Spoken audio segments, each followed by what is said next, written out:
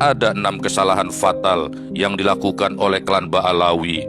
Kesalahan dimaksud bisa dilakukan oleh oknum atau oleh klan Ba'alawi secara bersama-sama. Berikut uraian lengkapnya. Pertama, klaim atas nasab tanpa bukti ilmiah. Mengaku sebagai keturunan Nabi Muhammad SAW tanpa bukti ilmiah yang kuat adalah sebuah tindakan bunuh diri. Banyak pengakuan nasab yang dilakukan oleh oknum-oknum dari klan Ba'alawi hanya didasarkan pada sumber-sumber yang tidak memiliki verifikasi, baik dari kitab sejaman ataupun bukti-bukti catatan sejarah yang jelas. Ini telah menimbulkan polemik karena klaim nasab yang tidak terbukti bisa merusak kepercayaan publik.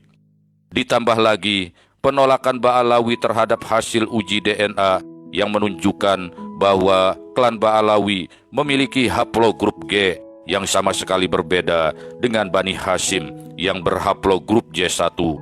Dengan demikian, klaim mereka sebagai keturunan Nabi Muhammad SAW secara ilmu genetika seketika batal. Jangankan dapat membuktikan diri sebagai juriahnya Nabi, bahkan ras bangsa Arab saja bukan. 2. Menjadi kaki tangan kolonial Belanda.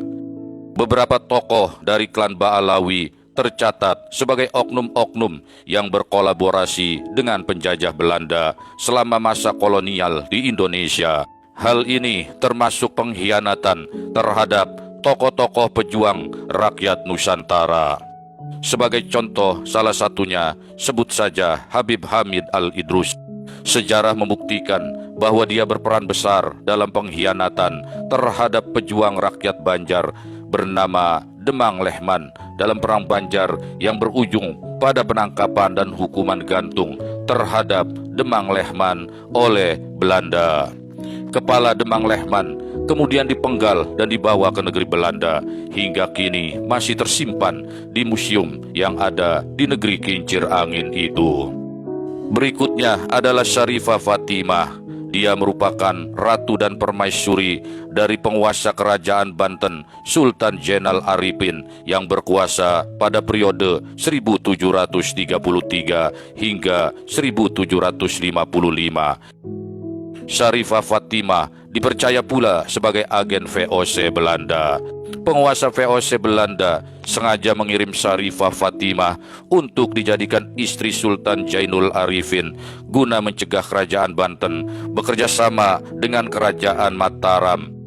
Dan disusupkannya Syarifah Fatimah ke dalam istana Banten ini adalah juga untuk memecah belah lingkaran dalam kerajaan Banten. Meskipun secara resmi Sultan Zainul Arifin adalah penguasa Kesultanan Banten, namun Syarifah Fatimah kemudian berhasil menjadi figur penting dan dominan dalam setiap kebijakan yang dikeluarkan oleh Kesultanan Banten. Dukungan yang sangat besar dari VOC Belanda juga memberikan banyak keuntungan baginya. Terlebih lagi, Belanda mendukung klaim Syarifah Fatimah yang dengan sengaja menyebut dirinya sebagai keturunan langsung Nabi Muhammad SAW, sehingga banyak rakyat Kesultanan Banten yang mempercayai dan mendukungnya. Sultan Zainul Arifin baru menyadari kesalahan dan kekeliruannya setelah Syarifah Fatimah mengangkat keponakannya sendiri untuk dijadikan sebagai putra mahkota. Sejak saat itulah Sultan Zainul Arifin terlihat mengalami gangguan kejiwaan, sehingga Syarifah Fatimah meminta bantuan pihak VOC Belanda untuk menangkap dan membuangnya ke Ambon hingga akhir hayatnya. Syarifah Fatimah kemudian memimpin Kesultanan Banten dan memberikan wilayah pantai utara Tatar Sunda dan Sukabumi Selatan untuk dikelola secara khusus oleh VOC Belanda. 3. Menggunakan pengaruh keagamaan untuk kepentingan politik. Manipulasi agama untuk mendapatkan kekuasaan dan pengaruh di kalangan masyarakat dilakukan oleh beberapa oknum klan Ba'alawi dengan menggunakan klaim sebagai keturunan Nabi sebagai legitimasi untuk mendapatkan posisi sosial dan politik yang lebih tinggi baik di Nusantara maupun di luar negeri. Dengan upaya jahat ini, mereka memperoleh keuntungan materi dengan memanfaatkan status mereka sebagai Habib atau keturunan Rasulullah Shallallahu Alaihi Wasallam tanpa memiliki integritas moral yang sesuai dengan ajaran Islam. 4. Menindas perlawanan santri dan kiai. Habib Utsman bin Yahya dikenal karena kolaborasinya dengan pemerintah kolonial Belanda. Dalam salah satu suratnya kepada Snokkhorgronye, ia dilaporkan memberikan informasi dan strategi untuk melemahkan perlawanan para santri dan kiai, terutama terhadap kaum sufi dan ulama thariqah, khususnya di Banten. Kepada Snokkhorgronye, Utsman juga meminta agar namanya disebut-sebut di hadapan pejabat Belanda. Hal ini jelas menunjukkan ketergantungan dan sikap politiknya yang memihak terhadap penjajah. 5. Menolak transparansi dalam proses verifikasi nasab. Menolak verifikasi terbuka terhadap klaim nasab mereka dengan menggunakan alat-alat ilmiah seperti uji DNA atau mendiskusikan masalah ini secara ilmiah dan terbuka di kalangan akademisi tanah air. Hal ini menyebabkan kebingungan dan keraguan di kalangan masyarakat mengenai keaslian nasab mereka.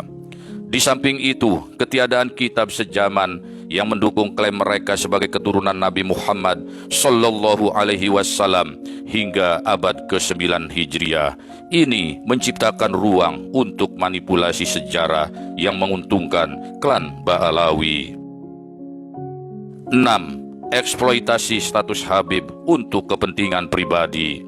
Beberapa oknum diduga memanfaatkan statusnya sebagai Habib untuk mendapatkan pengaruh politik dan finansial tanpa mempertimbangkan dampak moral dan sosial terhadap komunitas muslim yang lebih luas. Mereka mengklaim otoritas agama atas dasar nasab kepada Nabi Muhammad Shallallahu Alaihi Wasallam tanpa menunjukkan kompetensi keagamaan yang mendalam. Ceramah-ceramah mereka tak lebih berisi doktrin khurafat dan cerita glorifikasi leluhur mereka.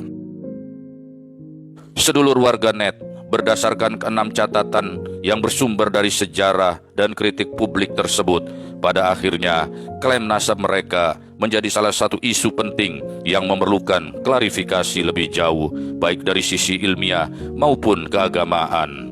Upaya untuk membongkar klaim kebohongan nasab Ba'alawi secara ilmiah, terutama melalui uji DNA dan penelitian nasab, menjadi penting agar kebenaran dapat terungkap. Dengan demikian, keadilan dapat ditegakkan sesuai dengan prinsip amar ma'ruf nahi mungkar.